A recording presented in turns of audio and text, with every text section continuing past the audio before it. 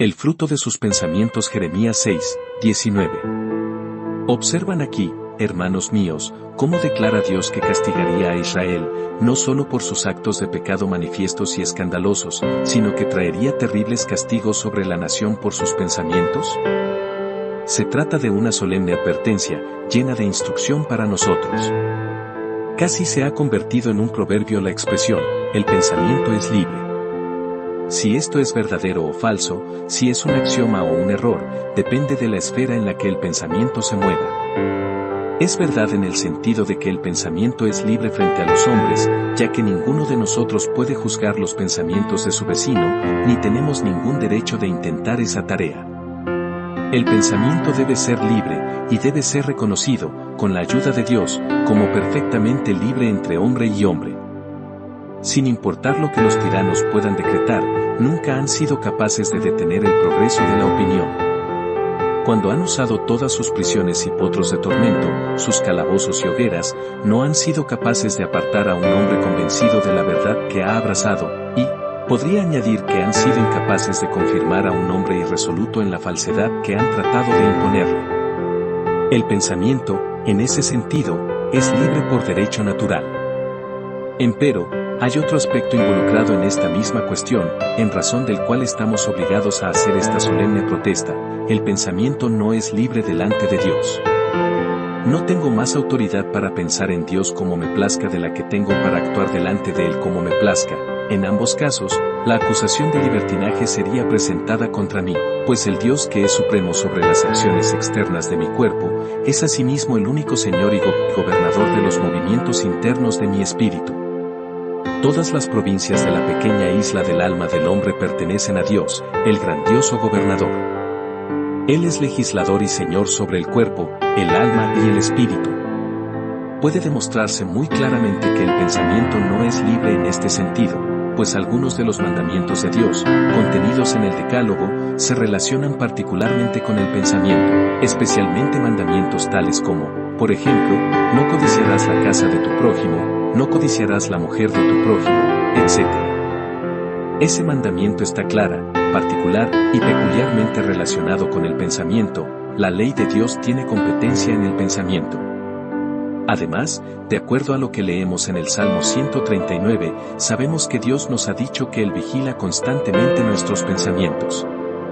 Él los conoce antes de que sean conocidos por nosotros. Has entendido desde lejos mis pensamientos.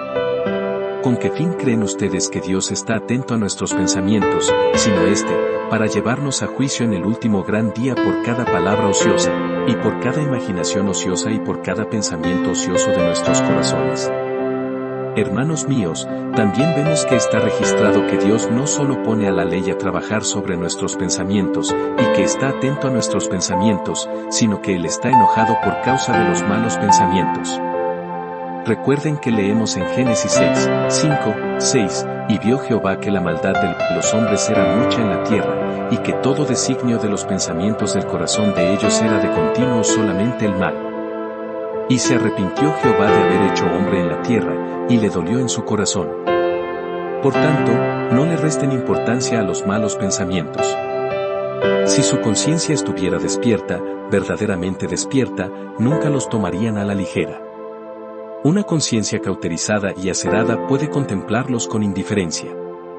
Aquellos cuyos corazones no son rectos para con Dios, podrían burlarse de la idea de las malas consecuencias derivadas de lo que simplemente repasan en sus mentes, pero si tuvieran un tierno corazón, si Dios se hubiese agradado en quitar las callosidades y las duras membranas de su conciencia, y en hacerla sensitiva, dirían de inmediato: «Oh, salva a mi alma de pensamientos ruines y perversos». Que los pensamientos son de suma importancia puede inferirse, de igual manera, del hecho de que Dios los hace aquí la base para castigar a su pueblo. Él habla del fruto de sus pensamientos. El pensamiento, en sí mismo, tal vez no sea algo muy grande, pero, ¿en qué parará ese pensamiento? Podría ser incluso algo muy pequeño, pero, ¿cuál será su fin? Los pensamientos del mal son, en sí mismos, malos pensamientos. Es cuestionable que podamos leer incluso el reporte del pecado de nuestro vecino, sin que produzca en nosotros algunos pensamientos pecaminosos. Es debatible que una persona tenga mucho interés en hablar u oír acerca de las ofensas de otros sin que se ensucie en algún grado a sí misma, pues así como las varas embadurnadas de brea, y el hollín y las cosas negras y sucias lo manchan a uno con el más leve contacto, lo mismo hace el pecado de cualquier tipo que atraviese la mente. Tocado por la mano, escasamente podría dejar tras sí alguna marca discernible, pero queda una clara impresión en la mente, de tal forma que cualquier cuadro del mal que pase a través del alma, permanece allí para lesionar al alma. El pensamiento del mal es en sí mismo un pecado. Y, lo que es más, el pensamiento del mal paraliza las facultades más sutiles del alma. Entre más pensemos en el pecado, y nos familiaricemos con él, menos terrible se vuelve en nuestra estimación. Estoy seguro de que este es el resultado si los hombres habitúan sus fantasías a cualquier forma de mal. Si pudiesen ser analizadas las mentes de los hombres que se han convertido en asesinos, no dudo de que se descubriera que habían estado largo tiempo entrenándose para la comisión del horrible crimen. Han reflexionado sobre él, han meditado y deliberado sobre él, hasta que al fin les ha llegado a parecer solo una nimiedad, y luego han seguido adelante para cometerlo sin recelo. Yo no creo que un hombre se convierta en un villano súbitamente. Él inscribe su alma en la escuela, y los pensamientos son sus maestros, o, más bien, los pensamientos son los libros de texto en los que su alma lee, y al fin se vuelve capaz de llevar a cabo los actos de un canalla. Si piensan largamente en el pecado, la probabilidad es que, tan pronto como llegue la tentación para cometer ese pecado, lo cometerán. He conocido a personas que han producido una monomanía por un rumiar constante. Conocí una vez a un hombre que tenía la continua aprensión de que estaba siendo envenenado por la gente, y yo siempre experimenté un temor de que él mismo se envenenara. Si ustedes albergan un mal pensamiento, si rumian sobre cualquier pecado, y le dan vueltas, y se hacen aconsejar por él sobre su almohada, esa familiaridad desarmará su miedo, y el traidor que ha sido albergado los traicionará antes de que despierte sospechas. Tengan cuidado, entonces, de todos los pensamientos de pecado. Si muestran a un ladrón todas las cerraduras, y los pasadores, y las barras de su casa, y le dicen cómo se puede abrir la ventana de la bodega, o cómo se puede romper la cerradura de la puerta trasera, no se sorprenden si, una de estas noches, descubren que todos sus bienes han sido robados. Si quieren hacer esto, e introducen todas estas cosas malas en su habitación, no deberían sorprenderse de las consecuencias, sin importar cuán alarmados se queden sus amigos al detectarlo. Es un hecho que los pensamientos son los huevos del pecado. Son el embrión del que brota el pecado, son el fermento del que procede toda forma de iniquidad. Oímos algunas veces acerca de guaridas de fiebres y cuevas de pestilencia. Los malos pensamientos son semejantes a estas cosas. Son las selvas en las que los monstruos del pecado crecen y engordan. Los pensamientos de pecado son los oscuros bosques que albergan todo tipo de males, son los malignos pájaros de presa que destruyen todo tipo de bien. Por tanto, como Dios está atento a nuestros pensamientos, debemos tener memoria de la responsabilidad que implican en nosotros. No debemos despreciarlos más, sino que hemos de vigilar la sala de maternidad en los que son criados, y comenzar a escudriñar nuestros corazones, y juzgarnos como a la vista de aquel que escudriña todos los corazones. Y, los malos pensamientos y su fruto exhiben una muy amplia variedad. Sin embargo, únicamente voy a referirme al capítulo 20 del libro de Éxodo, donde los 10 mandamientos nos proporcionarán una lista de pensamientos, todos los cuales son horriblemente perversos. El primer mandamiento que Dios nos da es, no tendrás dioses ajenos delante de mí. Eso significa, de hecho, no tendrás ningún otro Dios sino yo, puesto que Dios está en todas partes. Este precepto es fácilmente quebrantado en nuestros pensamientos.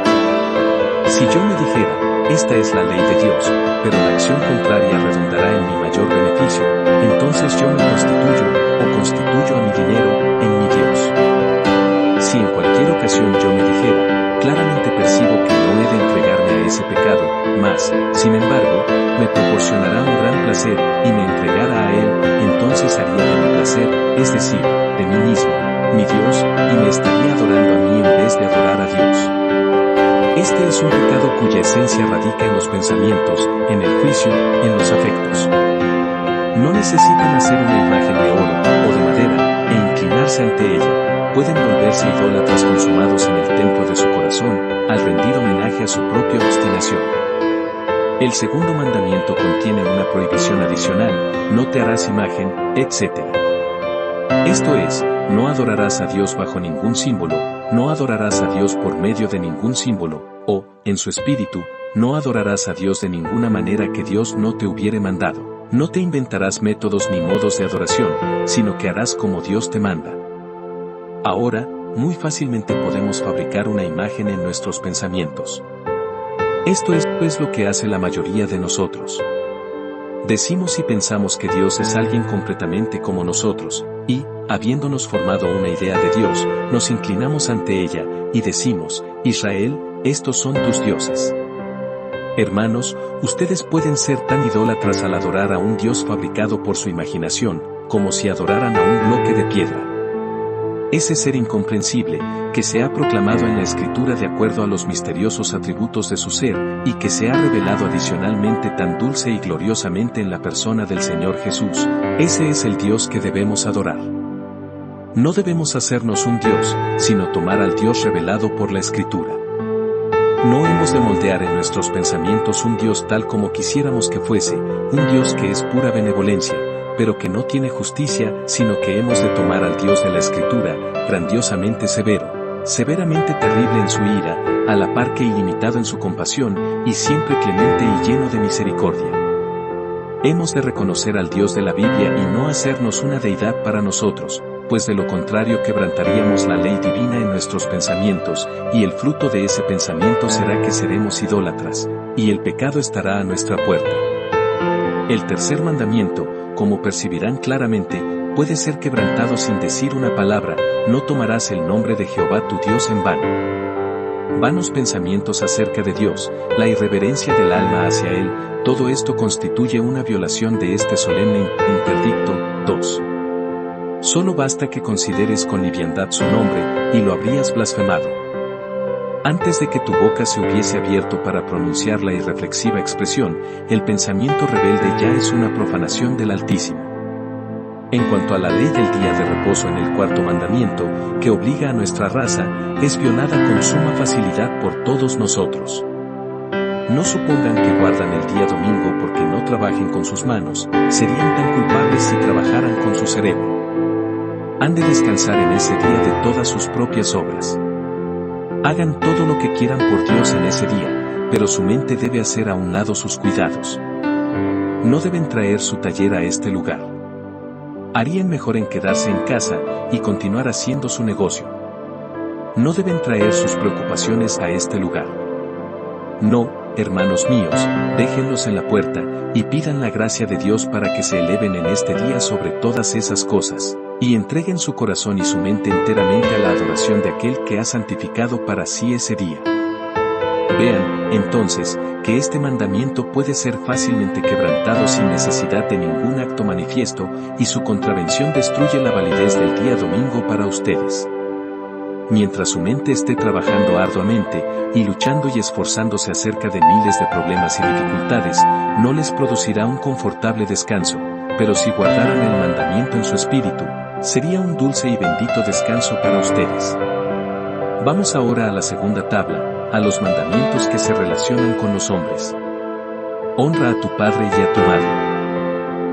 Cuando éramos niños, y desde entonces, pensamientos adustos y malvados en relación a nuestros padres han bastado para declararnos culpables de ofensas contra esta ley. Sin una acción desobediente, sin una palabra de rebelión, el hijo puede ser un rebelde contra sus padres en el pensamiento. No matarás, pero Cristo nos dice que cualquiera que se enoje contra su hermano sin causa, es virtualmente un asesino, de tal forma que el pensamiento puede asesinar y matar, y, en verdad, es el pensamiento airado el que pone el cimiento del golpe mortal. No habría asesinatos ni crímenes si no hubiera enemistad. Con toda seguridad, los hombres no procederían a matarse entre sí, o a poner celadas a sus desventuradas víctimas, o a realizar desesperados actos de violencia, a menos que, antes que nada, sus almas estuvieran ardiendo con el fuego del infierno. No cometerás adulterio. Diré poco en relación a este mandamiento, pero aquí está la propia exposición de nuestro Señor al respecto, pero yo os digo que cualquiera que mira a una mujer para codiciarla, ya adulteró con ella en su corazón. Así, la fornicación pudiera abundar en nosotros para nuestra contaminación y la ruina de nuestra alma, aun cuando tal vez pudiéramos reservarnos de la comisión del acto impío por miedo. Entonces, tengan cuidado, ustedes, que pueden deleitarse en el mal, ustedes, que pueden sorber el fruto prohibido tras la puerta, ustedes, que pueden saborear el suculento bocado bajo su lengua, tengan cuidado para que no vayan a tener su porción con aquellos que caen en el pecado. Yo no digo que el pensamiento del pecado sea tan malo como el pecado mismo, no puede ser así, ciertamente, en su resultado para con otros, pero, aún así, es un pecado, y un pecado por el que habrá que responder en aquel tremendo día, cuando el juez de toda la tierra distribuya sus porciones a los hombres. No hurtarás. Cada pensamiento de envidia de otro hombre, cada deseo de apoderarme de lo que no es mío, toda cosa de este tipo, en la que quiera tomar lo que no me pertenece, es un robo tácito. El ladrón no roba tanto cuando extiende su mano para tomar la cartera de su vecino, como en el pensamiento que lo condujo a hacerlo, pues la mano puede algunas veces tomar la cartera sin ofensa. Podría ser para proteger la propiedad de alguien que es discapacitado e incapaz de guardarla él mismo. Que alguien pudiera tomar la cartera de otro legítimamente y que tuviera el derecho de hacerlo, es algo que podría suponerse. No es el acto, sino el motivo cuando deliberadamente uno se aventura a tomar aquello que no le pertenece y quiere poseer los bienes de su vecino en detrimento de su vecino, lo que constituye el mero virus y el alma del robo. No hablarás contra tu prójimo falso testimonio. Si yo pienso duramente de mi vecino sin causa, si concibo un prejuicio injusto en contra suya, si lo mido con frialdad cuando realmente no lo merece, cuando me convenzo a partir de un capricho o de algo imaginario que es un mal individuo, y encojo mis hombros, y no sé qué otras cosas más, aunque no hubiera dicho nunca una sola palabra, sin embargo, en el pensamiento, habría lesionado a mi vecino. Por sobre todas las cosas, hermanos, eviten ese encogimiento de hombros, es una abominación. Nosotros algunas veces vemos que lo hacen en grupo. No se atreven a decir lo que significa, los muy cobardes. Podría suponer que el hombre contra quien se dirige hubiese matado a su madre, pues estás obligado a suponer lo peor. Ten valor, si algo ha de decirse, dilo, y si no ha de ser dicho, bien, entonces no lo digas en ese lenguaje misterioso que puede arruinar a un hombre en la estimación de los demás. Evita cualquier falso testimonio en tus pensamientos, y entonces no lo expresarás en tus palabras. Ya me he referido al último precepto del catálogo, es, en particular, un mandamiento para el pensamiento, no codiciarás. Todos los deseos codiciosos que nos hacen desear tener los bienes de nuestro prójimo, causándole un daño, son pecados, y los frutos de tales pensamientos son culpa, castigo y la ira venidera. Permítanme ahora llevarnos un paso más adelante, a otro grupo de malos pensamientos, que no podrían ser fácilmente incluidos en el decálogo. Estos son los pensamientos de justicia propia, la suposición de que no somos tan pecadores como Dios dice que somos, el concepto de que podemos, quizá, salir por nosotros mismos de nuestras dificultades, y forzar nuestro camino al cielo. Ahora, el fruto de un pensamiento como este, será aturdimiento en el día cuando Dios nos desnude de nuestra justicia propia, y haga que nos quedemos desnudos, para nuestra eterna vergüenza.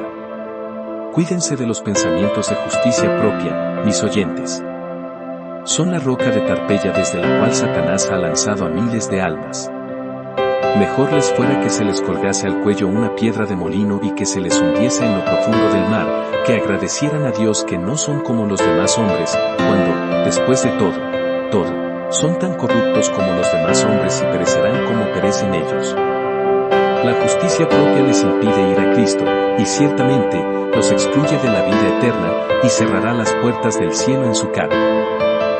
Que Dios nos libre del fruto de tales pensamientos. A continuación, los pensamientos altivos, jactanciosos, vanagloriosos y egocentristas son igualmente aborrecibles. Qué exaltada opinión tienen algunas personas de sí mismas. Pueden verlo en su porte, y su conversación los delata. Sin embargo, su vino es pura espuma, y su oro es todo falso. Su conversación, cuando comienzan a contar de lo que tienen, y lo que pueden hacer, y lo que hicieron en tales y tales ocasiones, todo esto ya es una abominación para los hombres honestos, pero sus pensamientos han de ser sumamente abominables para Dios. Es una de las cosas que Él dice que aborrece, los ojos altivos. Que Dios nos conceda gracia para que desechemos todo pensamiento altivo, pues no tenemos nada de que estar orgullosos. Un hombre orgulloso no es nada sino un fuelle, y cuando, ya sea los males de la vida o la crisis de la muerte lo atraviese con un punzón, ¿qué colapso habrá? Como descubrirá el altivo que no es nada sino vacío y vanidad.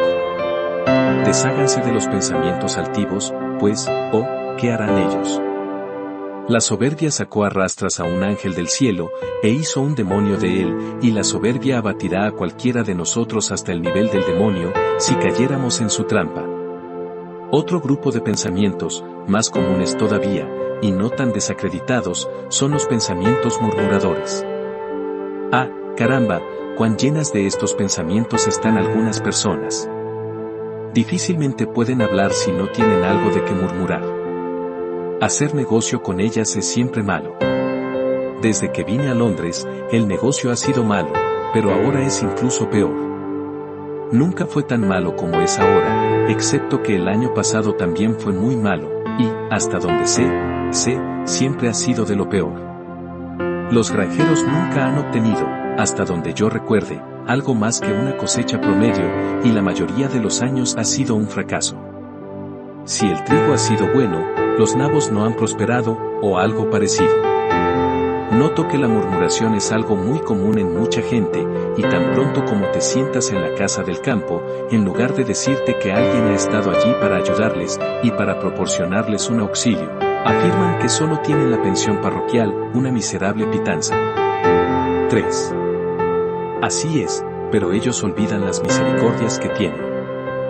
¿Por qué habría yo de estar siempre contando cuán a menudo sufro de dolores reumáticos y cuántas veces descubro que hay algo malo en mi constitución? ¿Por qué habría de ser mi hábito constante forzar a todo mundo a que sea miserable doquiera que voy? Bien, dirá alguno, pero tú sabes que no podemos evitarlo. Mi querido amigo, entonces, si no puedes evitarlo, yo te diré cuál será su fruto, tú te harás incorregiblemente miserable. Te conducirás a un desesperado estado, en el que nada te consolará. Yo creo que, a este respecto, nosotros somos en gran medida nuestros propios señores. No todas las munificencias de la providencia pueden hacernos felices si tenemos un corazón ingrato y malagradecido. Pueden tener todo lo que el mundo pueda darles, y, sin embargo, ser desdichados, o pueden ser muy pobres, y sin embargo, ser alegres. Lo que necesitamos es un corazón agradecido, y, que Dios se agrade en darnos ese corazón agradecido.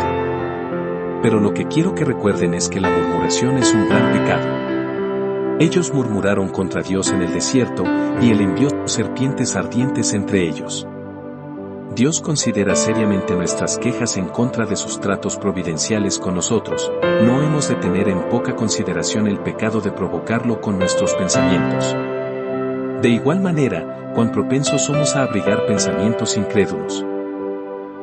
Que nos viéramos libres de ellos, pero yo supongo que si recorriera estas galerías, encontraría en cada banca a alguien que alimenta pensamientos incrédulos. Nos imaginamos que Dios nos abandonará, que la providencia se volverá en contra nuestra. Nos volvemos como el viejo Jacob cuando dijo, José no parece, ni Simeón tampoco, y a Benjamín le llevaréis, contra mí son todas estas cosas, en verdad todo está operando en nuestro favor, solo que somos incapaces de verlo. Fuera toda incredulidad, pues el fruto de los pensamientos incrédulos es debilidad, aflicción y rebelión contra Dios, y no sé qué otras cosas más de presunción y temeridad. Que Dios nos libre de estos pensamientos. Los pensamientos aplazadores han sido una fructífera fuente del mal para una gran cantidad de personas entre ustedes. Ustedes tienen buenos pensamientos y buenas resoluciones, pero siempre aplazan las cosas, y piensan que vendrán tiempos mejores para abandonar sus pecados y buscar a Cristo. Aunque el menor de los males sea solo una terrible pérdida de tiempo, corren un grave peligro de algo peor que eso, pues ha de temerse que sus almas se perderán al fin. Otros hemos de quejarnos de pensamientos distraídos cuando estamos adorando a Dios, y el fruto de ellos es echar a perder las estaciones doradas, que, bien usadas, podrían producir una gran ganancia.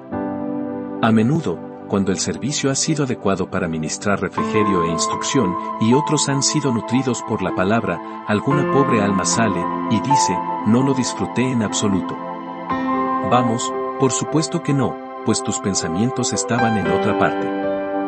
Estas son las aves de rapiña que descienden sobre el sacrificio. Si, como Abraham, las ahuyentamos, seremos capaces de adorar en paz, pero si no, el fruto de los pensamientos distraídos en la casa de Dios es que el servicio es estropeado.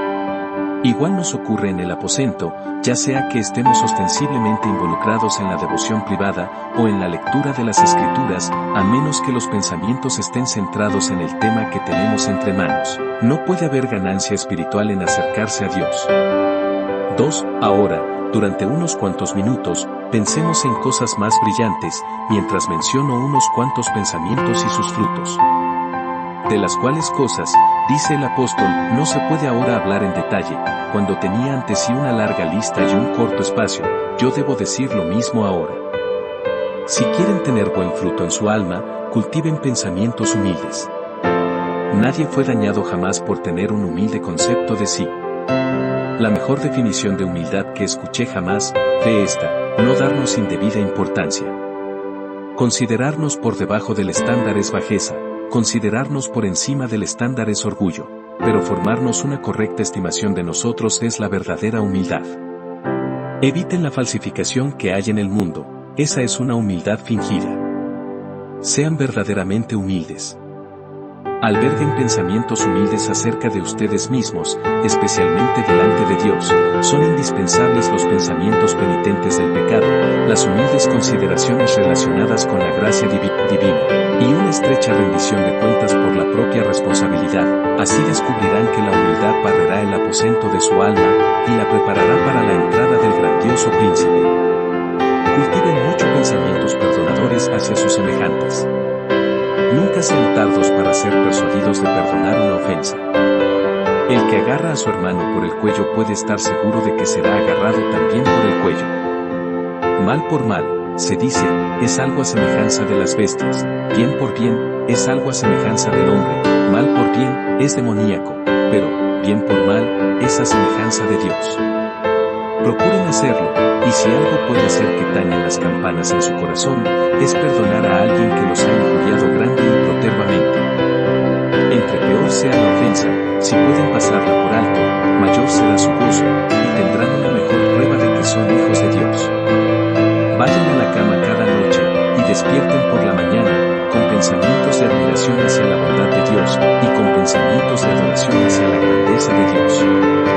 Encontrarán que estos pensamientos son como las abejas, pues vendrán a ustedes cargados de miel. Permiten que su alma sea como una colmena para ellos. Adoren al Señor. Piensen mucho en Él. Que cada bendición que reciban nos conduzca a pensar en Él. No se sienten a la mesa y ofrezcan lo que llamamos gracia, dar gracias, solo porque sea la costumbre de hacerlo, pero su alma ha de ver realmente la mano de Dios en el don de todo lo que se encuentra sobre la mesa. No hemos de tener los pensamientos mundanos si santificamos esos pensamientos mundanos. Alguien dijo, el camino que recorro me hace pensar en Cristo como el camino. La puerta por la que paso me hace pensar en Cristo como la puerta. No puedo manejar dinero sin pensar que no me pertenezco, sino que he sido comprado con precio. No recibo una factura sin recordar que Él ha borrado la escritura de las ordenanzas escritas contra mí. No puedo hablar con mi semejante y recibir su respuesta sin pensar cómo hablo con Dios y cómo me responde. De esta manera, con muchos pensamientos de Dios, descubrirán el fruto de la concentración en las cosas celestiales en su espíritu. Los ángeles irán y vendrán entre ustedes y los atrios del Altísimo, si poseen muchos de estos pensamientos de admiración y de adoración para con Dios. Pensamientos agradecidos son grandes merecedores de ser alentados por ustedes.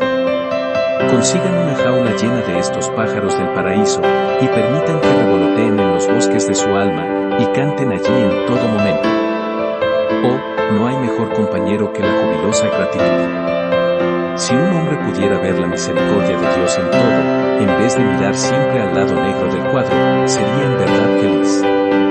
El fruto de pensamientos agradecidos será un verano en su alma, aunque cuando sea lo profundo del invierno en el exterior. Cultiven pensamientos agradecidos como cultivan hermosas flores en su jardín. Además, queridos amigos, procuren muchos y abundantes pensamientos creyentes. Cuando no puedas ver tu camino, aún así confía en tu Señor.